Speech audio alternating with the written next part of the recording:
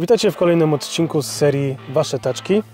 Ja stoję dzisiaj z Piotrkiem. W tle widzimy tak naprawdę Kraków i bardzo piękny widok w terenie. Ale nie o tym widoku przyjechaliśmy tutaj rozmawiać. Jest z nami również Jeep Grand Cherokee trzeciej generacji WK. Właściwie WH. A właściwie diesel. WH, bo diesel. Tak.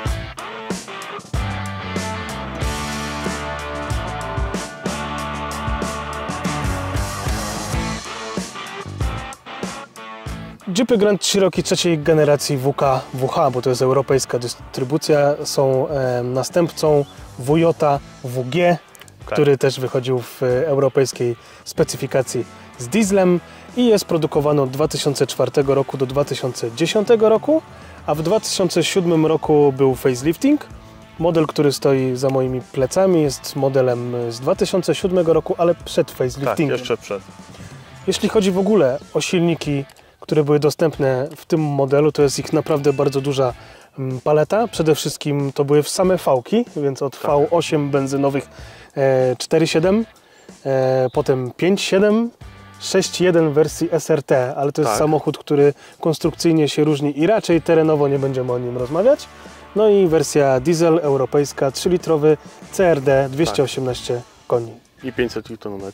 Czy Jeep Grand Cherokee trzeciej generacji WK jest godnym następcą Toyota drugiej generacji, który jest tak bardzo popularny w Polsce do jazdy terenowej?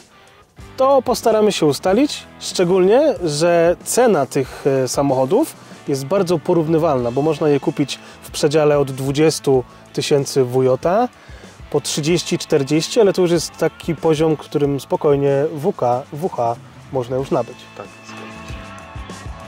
Ceny i dostępność części do Jeepa Grand Cherokee trzeciej generacji WK.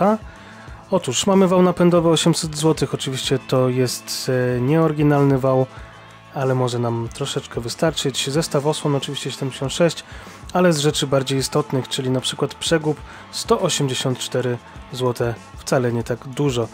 Końcówki drążków kierowniczych, tutaj jest takie standardowe ceny od 50 paru do 80 100 zł, więc w zależności od tego, jaki to jest producent, taka jest cena, ale to też nie jest jakoś bardzo wygórowane. Jak już jesteśmy przy drążkach kierowniczych, to same drążki kierownicze też nie są tutaj drogie. No i ostatnia rzecz, która może czasem wymagać wymiany, to są zestaw łożysk. I to jest tak naprawdę cała piasta do wymiany. Cena bardzo podobna chociażby do ceny wranglerowych, czyli tutaj mamy od 300 zł po 600 700 w zależności od tego, jaki to jest producent. Jaka jest Twoja historia tego samochodu? W ogóle skąd pomysł na to, żeby kupić WK? Historia była taka, że to w zasadzie jest nasz pierwszy samochód, który miał być używany terenowo. Tak się złożyło, że mój wujek kupił sobie Nissana Patrola i dał się mi nim przejechać. Gdzieś tam po lesie. I tak byłem w ogóle zaskoczony, że mogę jechać sobie 5-10 km na godzinę, nie 100-150 i mieć z tego frajdę. No i tak zaczęliśmy szukać, ale mieliśmy dość ograniczony budżet, bo jakby my żyliśmy świadomością, że Patrola się kupuje za 20-30 tysięcy i się okazało, że niekoniecznie. No i na początku faktycznie zaczęliśmy szukać Patrola.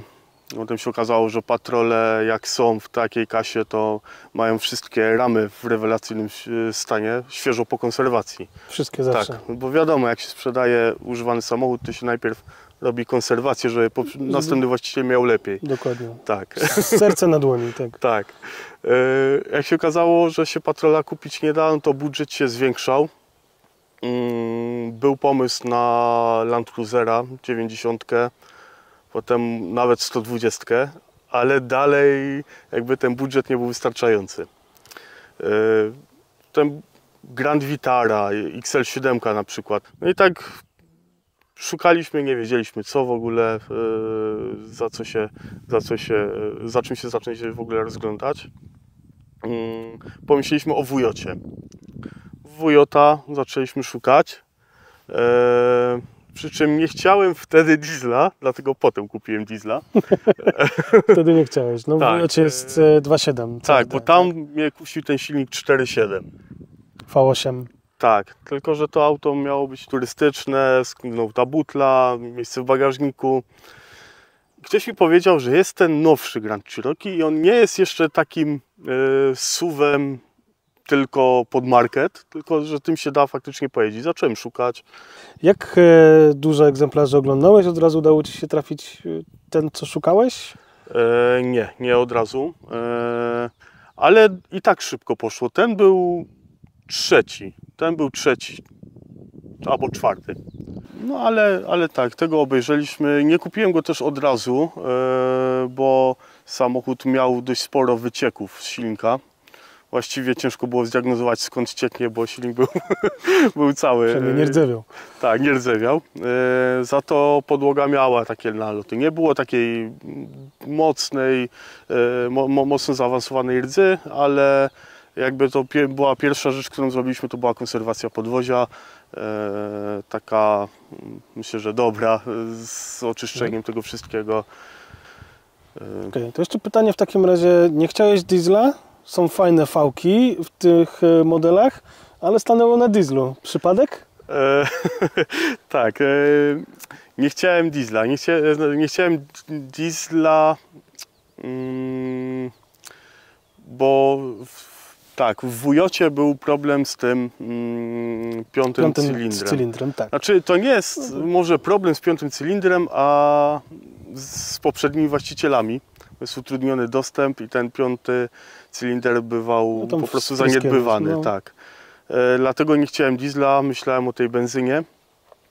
A jak już tutaj się dowiedziałem, że tu ten silnik jest, nie wiem czy lepszy, na pewno jest mocniejszy od tego poprzedniego, od poprzedniej generacji w Wujocie,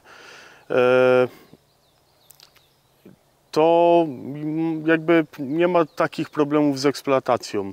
Kusił mnie też ten 4.7 bądź 5.7, bo jednak V8 jest milsza dla ucha.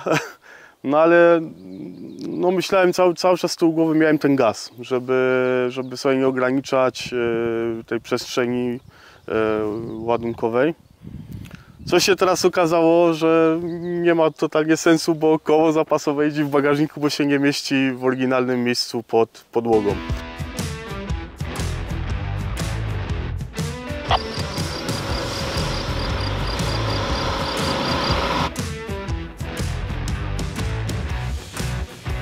Troszkę o silniku.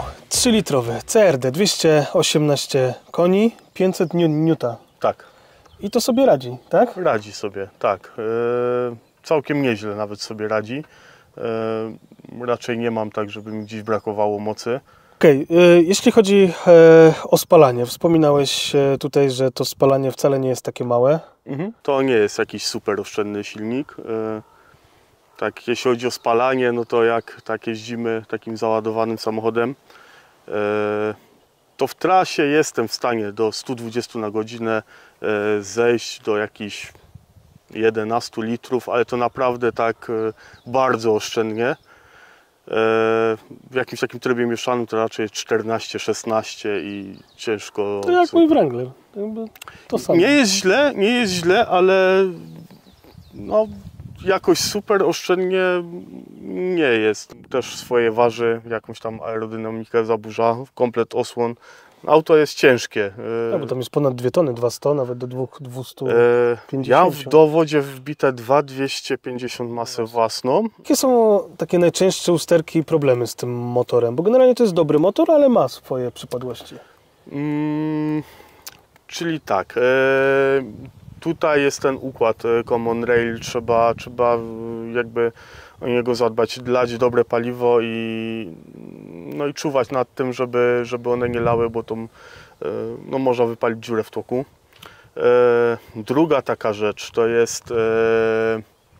to jest przy turbosprężarce jest nastawnik elektroniczny. Tam się robią jakieś zimne luty, samochód zaczyna szarpać.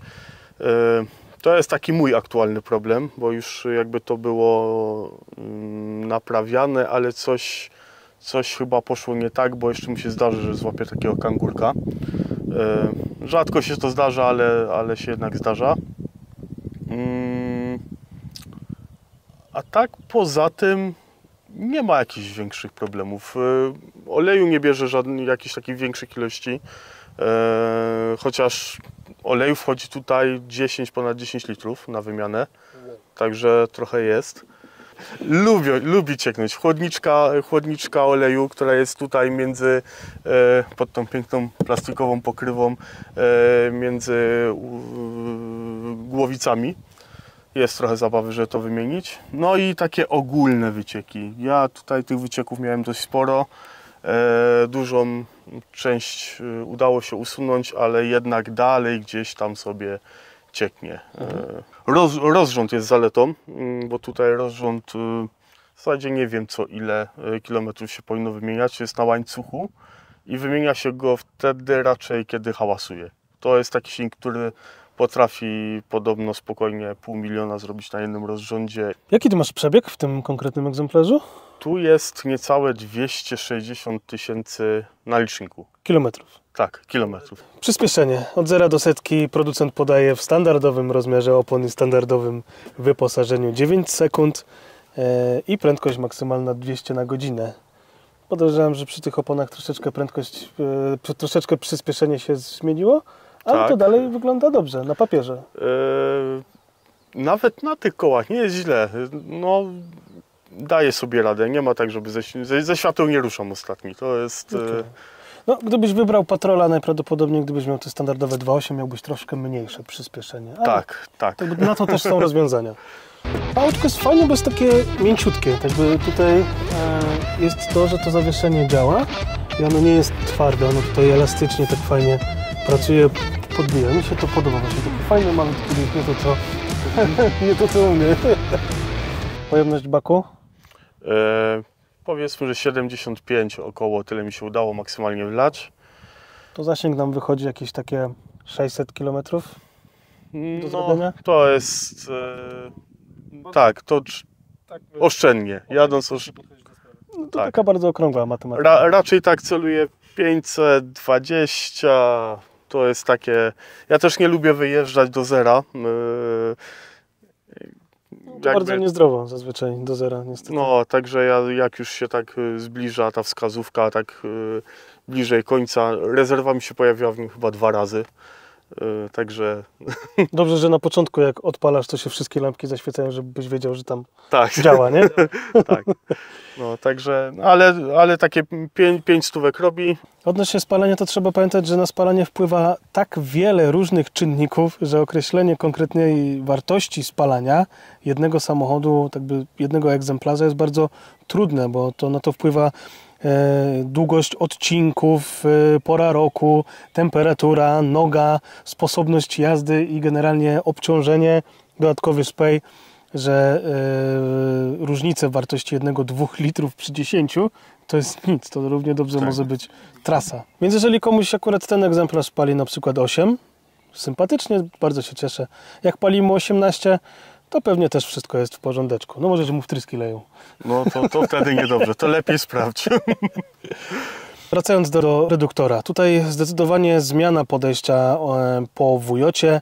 Tutaj mamy tak naprawdę tryb z napędem na 4 koła. Były wersje tylko z napędem na tył, tak. Ale to pomijamy.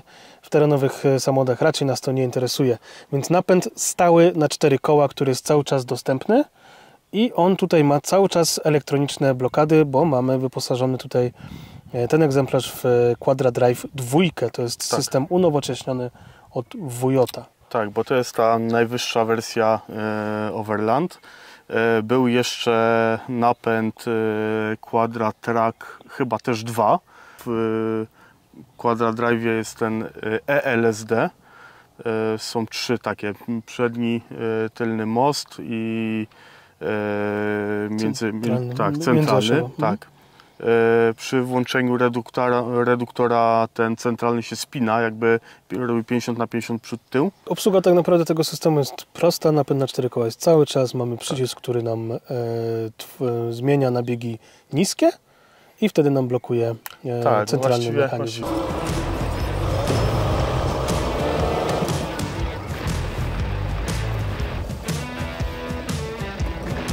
Generalnie bardzo było fajnie to widać, jak to działa, czyli koło było prawe tylne w powietrzu, kręciło się, lewe też, czyli nie cały moment był przekazywany tak jak standardowo, bez żadnych blokad na otwartym moście, cały moment jest przekazywany na koło, które nie ma styczności z ziemią, a tutaj w tym przypadku napęd szedł również na drugie koło, dzięki temu mógł podjechać do przodu. Całkiem fajnie, to od razu było widać, że to koło to jest maksimum, jakie się tu mieści, bo tak naprawdę całe zmieściło się w nadkolu i to już był taki maksik tak naprawdę tego, co tutaj można było zobaczyć. Uruchomienie reduktora jest w sumie tutaj bardzo banalne, bo wystarczy pociągnąć za wajchę, tak? Tak, trzeba wrzucić neutral, pociągnąć za tą wajchę, przytrzymać, poczekać aż się zmieni, wskazanie tutaj na biegi niskie i tyle. I możemy jechać. Okay. Skrzynia automatyczna, pięciobiegowa, tak, pięciobiegowa. Skrzynia automatyczna. Czy jakieś przypadłości, nie wiem, jakieś przeciąganie biegów, miałeś jakieś problemy z nią? Nie, ze skrzynią nie miałem problemów. Ona ma też taką przypadłość, że jak jest zimny olej jeszcze na samym początku, to przy tym pierwszym biegu faktycznie chwilę go przeciąga i przy zmianie potrafi tak szarpnąć.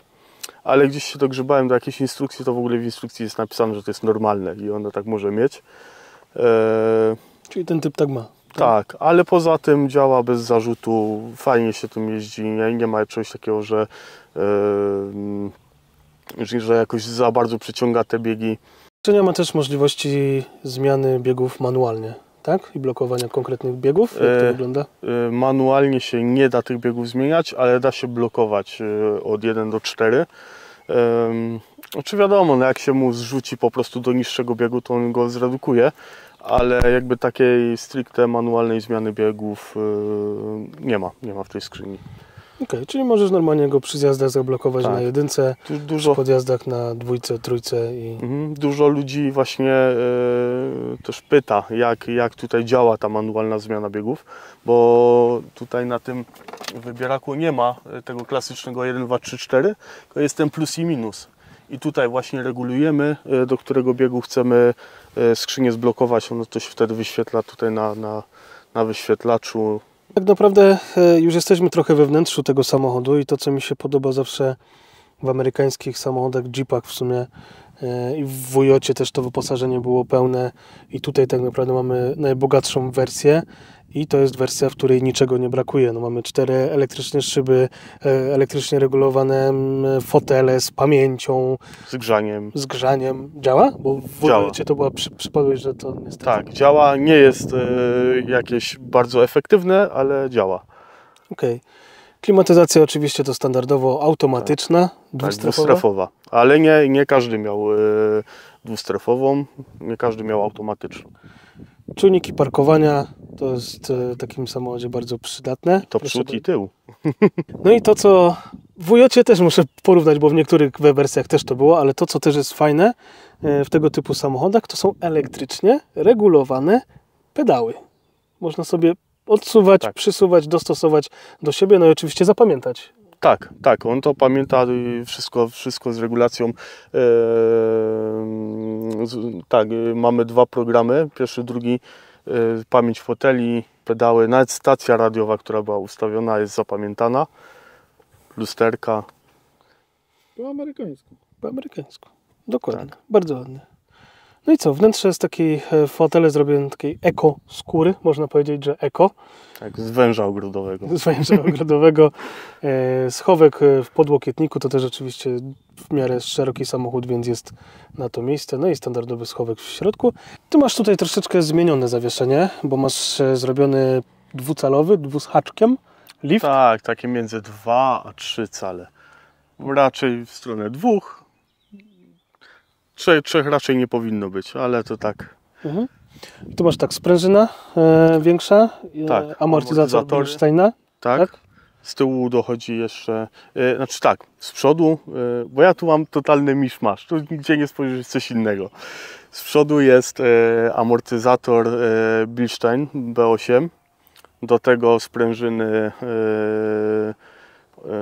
OME, dwucalowe, mediumy. Mediumy dlatego, żeby to fajnie tłumiło, a amortyzator jednak on ma tam wyjściowo 0,75 cala liftu. Także jest dość komfortowo, nie jest jakoś mega twardo, a nie usiadł. Z tyłu amortyzator jest też Oldmana.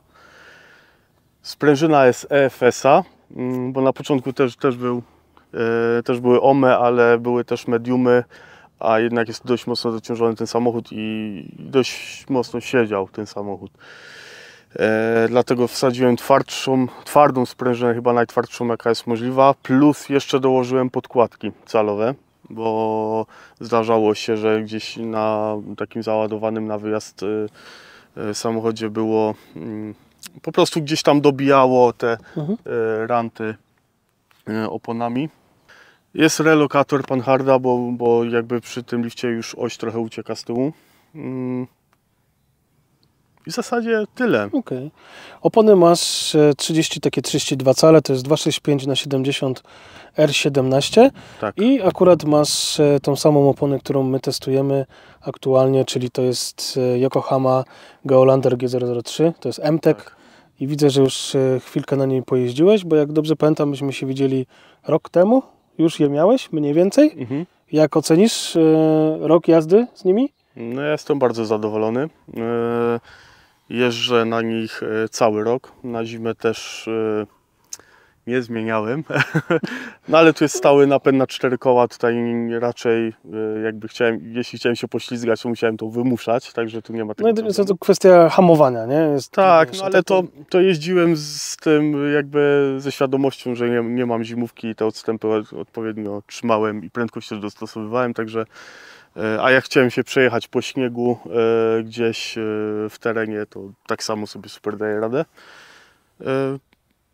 No ogólnie nie mam, jest dość cicha. W porównaniu do poprzednich opon, a miałem jakieś nalewki, to jest ultra cicha. Przeskok, tak? Tak, wyważa się też świetnie, nie ma problemu. Tutaj też odniesienie do nalewek, to tam miałem na jednym kole 500 gram odważników. Pół kilo w ogóle. Tak, tyle było. Okej, no z takich zewnętrznych zmian, no to musiałeś sobie dołożyć takie własnej roboty poszerzenie, tak? Tak. Flara. Flara. Tak, to jest z angielskiego flara. Tak, dołożyłem, bo te koła, czy one wystawały, to była taka dyskusyjna kwestia. Na pewno czystszy samochód, nie? Tak, i to no w terenie on się i tak ubrudzi, ale najgorsze były dojazdówki w deszczu. Było tak, że czasami się musiałem zatrzymywać gdzieś na trasie i myć szyby, bo nie widziałem nic na boki totalnie.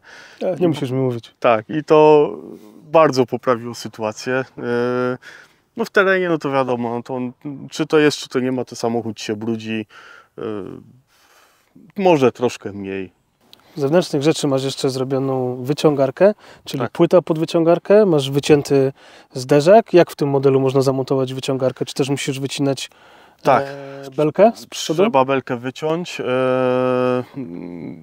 No i to w zasadzie z takich inwazyjnych rzeczy to jest właśnie ta belka. Trzeba podciąć ten zderzak tutaj od spodu. Overland jeszcze miał taką dolną listwę, taki hokej. Jego trzeba usunąć. Zresztą on był i tak już wcześniej usunięty, no bo tylko w tym przypadku niepotrzebnie obniżał samochód. No ale on był tylko na zatrzaskach. Okej, no i tu masz ten taki standardowy, bo ostatnio coraz bardziej popularniejszy generalnie system odchylania tablicy rejestracyjnej. Tak. Także ja uważam, że to jest właśnie jeden z najprostszych, ale najlepszych rozwiązań, jak zamontować tablicę rejestracyjną, jeżeli ma się wyciągarkę.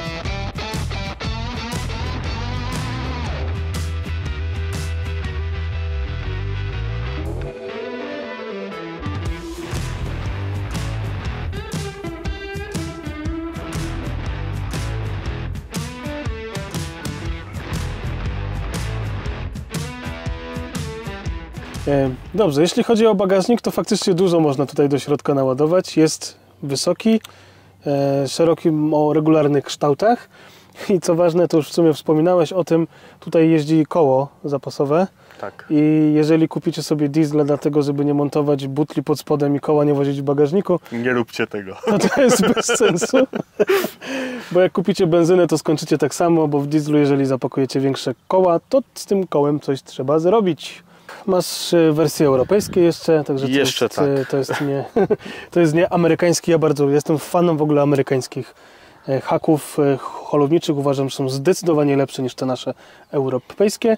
I tutaj w dowodzie masz na haku 3360. Tak. Tak? Tak. Więc całkiem pokaźną przyczepkę można sobie holować. No i to, co Jeepy często mają, i akurat ja bardzo to lubiłem, to jest tak naprawdę otwierana dodatkowa szybka, która pozwala wyciągać rzeczy z bagażnika. Tak. To ma jeszcze jedno zastosowanie. Ja to wiele razy. Do lodóweczki można bez otwierania. Pięknie. Tak. Zimne napoje od razu Z tego gotowe. względu na przykład też się nie zdecydowałem na taki uchwyt, który jest dostępny na koło zapasowe. Jest Na montowany tutaj. Raz, że jak w mojej ocenie trochę wygląda jak taki garbusek z tym, a druga rzecz, no to jest fajna rzecz. Używamy tego często, także żal. Dodatkowo w jeździe w terenie, jak ten samochód złapie duży wykrzesz, to podobną ma przypadłość jak WJ. Ja wiele razy to sprawdziłem, że nie jesteś w stanie otworzyć lub zamknąć klapy bagażnika, ale szybę jesteś w stanie otworzyć. Tak, przy czym jeszcze mi się nie zdarzyło tak, żeby się nie dało otworzyć czy zamknąć te klapy. Faktycznie jest takie... Że ona jest taka przekoszona. Ona jest trochę. tak nieprzyjemnie się otwiera i zamyka, ale jeszcze nie miałem takiej sytuacji, żeby faktycznie był problem z otwarciem czy zamknięciem tej klapy. No i jak widzimy, korzystasz z namiotu dachowego i masz jeszcze oczywiście do niego platformę pod namiot. Powiedz troszkę więcej o tym, co tutaj masz. To tak, może zacznę od namiotu. Namiot to jest produkt z Decathlonu. W zasadzie zdecydowaliśmy się na niego z dwóch powodów. Po pierwsze, był tani i to był w tamtym momencie jeden z najtańszych namiotów. Czy jest dobry? Był tani? Tak. A druga rzecz, że on rozkłada się praktycznie sam. I mam tu na myśli te wszystkie pręciki, które zawsze trzeba wkładać. Tutaj tak naprawdę ściągam pokrowiec, odpinam dwa zatrzaski, otwieram go, wchodzę do środka i nawet jak leje deszcz, to trwa dosłownie chwilę. Ze składaniem już nie jest może tak kolorowo, bo te wszystkie rzeczy, które się poskładały same, trzeba tam powciskać, ale tu mamy może takie małe utrudnienie, bo wozimy też w nim pościel, także nie zajmujemy sobie tego pojemnego bagażnika. I jest to troszkę tak na ciasno, ale da się. Jeździmy z pościelą, troszkę trzeba to poupychać, no ale dzięki temu oszczędzamy miejsce w samochodzie. Poprawiłem troszkę producenta. Tu mam taki...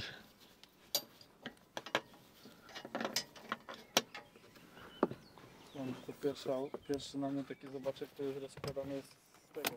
Od środka. No to...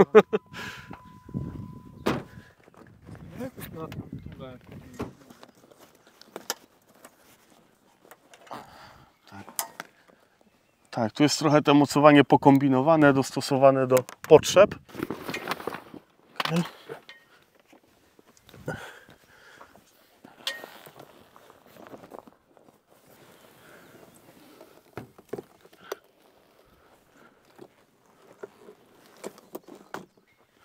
Gotowe.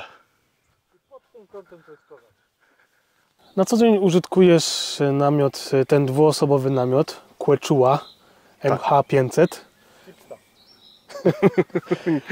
MH500 z Decathlonu. Tak. Jakie widzisz jego największe zalety? Największe zalety to tak jak wspominałem, cena i łatwość rozkładania, bo to wszystko to się rozkłada samo. Tak naprawdę ściągnie się pokrowiec, rozepnie się te zatrzaski, on się otworzy. No i możemy iść spać. I to tyle, nie trzeba nic więcej robić. Ze składaniem jest trochę trudniej, bo trzeba będzie to wszystko potem, to się też samo złoży, ale trzeba będzie to wszystko ładnie poupychać przed spięciem. Okay. No i kolejna rzecz, że jest w nim ciemno. Ta powłoka jakaś, czy ten materiał, którym się Decathlon chwali, że w namiocie jest rzeczywiście ciemno, to działa. To nie jest tylko taki... Tak, Fresh and Black to nie jest tylko taki bajer jakiś marketingowy, tylko to rzeczywiście działa, a że my lubimy sobie pospać, to nie budzi nas od razu te słońce, jest chłodniej też niż w takich innych tradycyjnych namiotach, z jakimi tam mieliśmy do czynienia. Jeśli chodzi, miałeś możliwość spania w jakimś wietrze, deszczu, w takich warunkach mniej sprzyjających? Tak, ale jakby no, trochę hałasuje. No, to jest jednak miękki namiot, to nie jest taka psuła. Ale nie przecieka. Nie przecieka. Zachowuje się jak zwyczajny namiot, nawet lepiej niż zwyczajny taki rozkładany na ziemi namiot, bo ma tę jednak całą konstrukcję solidniejszą, mocniejszą. Ogólnie jest ok, no nie narzekam. Z takich wad coś, co rzuca Ci się w oczy na minus? W takim codziennym użytkowaniu? Tak, z wad ten daszek, on się sam rozkłada, to jest zaleta, ale jednocześnie wada. Ponieważ albo w deszczu, albo rano jak jest rosa, jak się otworzy tą ściankę, jak ona teraz wisi, to wszystko z niej ścieknie do środka, na materac. Także mamy jakieś patenty, żeby najpierw to ostukać ale mimo wszystko to tam wpadnie. No i wspominałeś też, że dużym plusem jest to, że w środku mieści Ci się normalnie pościel, jesteś w stanie to zamknąć z tym wszystkim. Cała pościel jest w środku, na materacu, zamyka się. Fakt, że jest trochę więcej zabawy, żeby go domknąć, ten pokrowiec też nie dolega tak pięknie, idealnie jak jest na pusto, ale da się to zapakować. Jeździmy tak w zasadzie już cały czas, nie wyciągamy śpiworów. Daje radę. I też zwykle śpimy we dwójkę jeszcze z psem. Pies może nie jest gigantyczny, bo to jest taki do kolana, ale miejsca nie brakuje. Okej, no ten namiot można było kiedyś kupić poniżej 5000 zł, w tej chwili jest lekko powyżej 5000 zł dostępny. Jak za tą cenę? Chyba całkiem przyzwoicie. Tak, ja myślę, że tak. To jest, nie żałujemy w ogóle zakupu. Nam się jeszcze udało w tej niższej cenie kupić. Bagażnik to jest platforma z firma 4ADVX. W zasadzie większość elementów mam z tej firmy jako osłony. Też się sprawdza. Jest troszkę na ten namiot moim zdaniem przykrótka, ale tutaj on jest montowany na relingach i można by to wypuścić troszkę dalej, tylko jakieś ewentualnie lekkie elementy z przodu trzymać.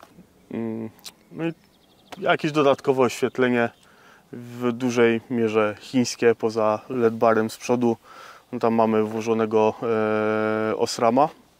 Tak naprawdę on robi robotę, reszta no, daje jakieś światło. Moim zdaniem temu samochodowi nie brakuje niczego do tego, żeby był używany w sposób, w którym można podróżować terenowo z namiotem w miejsca trochę bardziej odległe niż asfaltowe drogi, dlatego że jest sztywny most, można włożyć tutaj troszkę większe koła i mamy genialny napęd Quadra-Drive 2, który sobie tutaj fenomenalnie radzi z niektórymi przeszkodami. Niektóre terenówki miałyby większy problem, takie na 35, 7 miałyby większy problem z pokonaniem tych przeszkód bez blokad, a ten samochód ma ELSD w przednim moście, w tylnym moście i centralną blokadę, dlatego uważam, że jest godnym następcą Wujota do zadań takiej turystyki offroadowej. Na pewno nie jest to samochód do topienia po klamki i do podnoszenia po 6, 7, 8, 10 cali, bo i takie Wujoty widziałem Jednym słowem, jesteś zadowolony z tego sprzętu, jaki masz obecnie? Tak, jestem zadowolony. Jeszcze nas nigdy nie zawiódł. Mam nadzieję, że tak zostanie. Polecam. Także to jest na pewno bardzo ciekawa propozycja w przedziale takim 30, 40, 50 tysięcy. Warto poszukać, być może będzie to samochód lepszy niż WJ, na pewno jest wygodniejszy i troszkę świeższy wyglądowo. Więc ja myślę, że fajna propozycja. Polecam. Tych samochodów będzie teraz coraz więcej, bo znaleźć dobry stan to też jest wyczyn. Dzięki. Zapraszam do następnego. Dzięki.